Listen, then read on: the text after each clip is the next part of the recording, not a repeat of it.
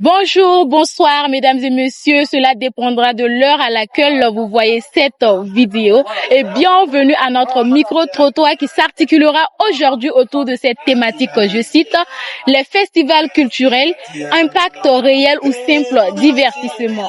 Restez avec nous, nous irons recueillir l'avis des promoteurs culturels et aussi des festivaliers. À très bientôt.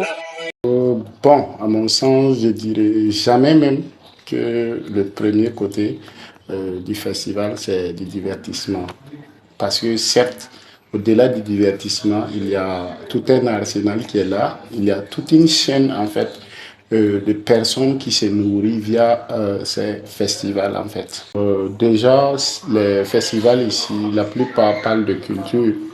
Et la culture, on peut déjà sauvegarder d'abord la culture.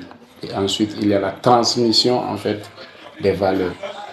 Donc, c'est-à-dire, les jeunes qui viennent déjà participer à ces activités, nombreux s'appréhendent, en fait, des valeurs que véhiculent ces festivals. Notamment, il y a, bon, c'est vrai, il y a d'autres festivals, c'est beaucoup plus divertissement. Il y a des festivals qui mettent vraiment en lumière la culture proprement dite. Comme exemple, peut-être, nous parlerons un peu de Wabo, qui déjà a fait des échos. Il y a plein d'autres festivals en fait. Divertissement masqué, c'est trop dit, mais il y a un impact réel. Il y a un impact réel, même si en majorité aussi, il y a le divertissement qui compte. Et le divertissement qu'on ne doit pas prendre à la légère parce que, vu le contexte de notre pays, beaucoup en ont besoin. Et même à une des éditions de notre activité, on a vu une dame à la troisième journée, la fin du festival, qui nous disait s'il y avait la possibilité d'allonger, parce qu'elle a perdu son petit-fils dans le combat. Pourtant, c'était son seul enfant en fait. C'est son petit-fils, mais c'était son seul enfant. Et qu'elle a perdu à la maison, elle n'arrive pas à dormir. Mais depuis que nous on a organisé les choses là, elle vient, elle passe du temps, elle arrive à oublier l'enfant là, que ça l'aide beaucoup. Du coup, c'est du divertissement, mais au fond, ça guérit beaucoup sans savoir en fait. Pour cette thématique, je dirais que ça a un impact réel là, sur la jeunesse et sur la société.